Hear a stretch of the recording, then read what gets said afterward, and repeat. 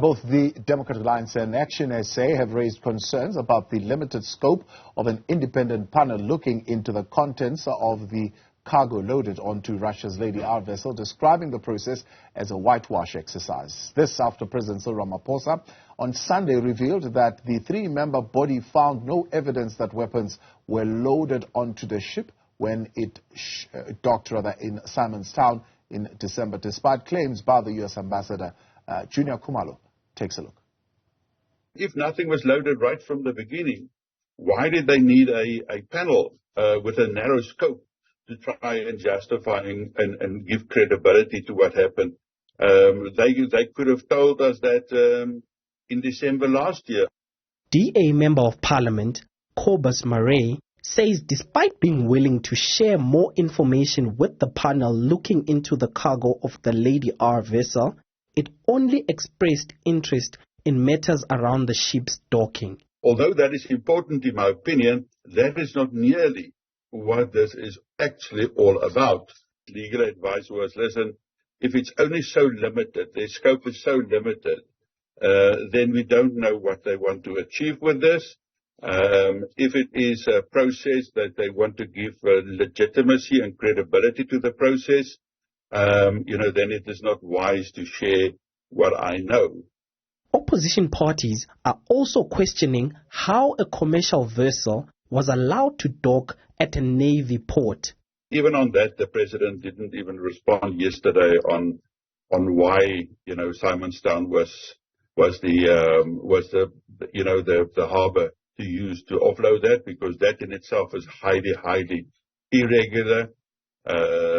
Because Simonstown is not an official port of entry or a customs port of entry anyway.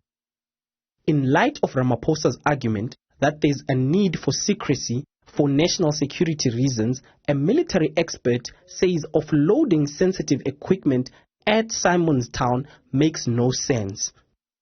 Why did the Lady R put it to Simonstown?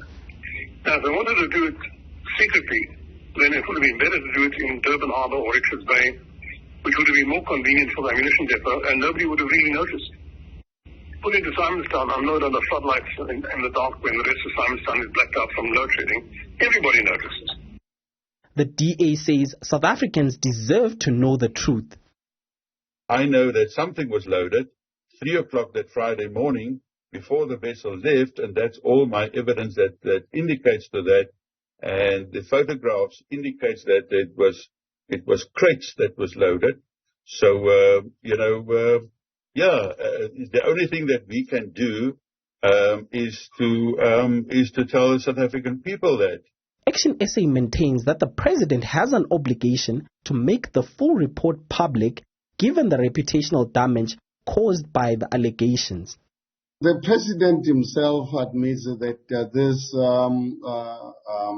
the statement by the U.S. ambassador caused a lot of damage to the reputation of South Africa and the economy of the Republic of South Africa. So the president has got an obligation, constitutional obligation for us as South Africans to re-establish the image and the integrity of South Africa. Hateman believes the only reason why Pretoria hasn't asked Washington to recall its ambassador to South Africa, Ruben Brigady, is because of the U.S. economic importance to South Africa.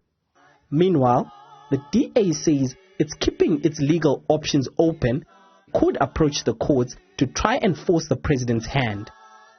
For Newzroom Afrika on Channel 405, I'm Juniour Khumalo in Johannesburg.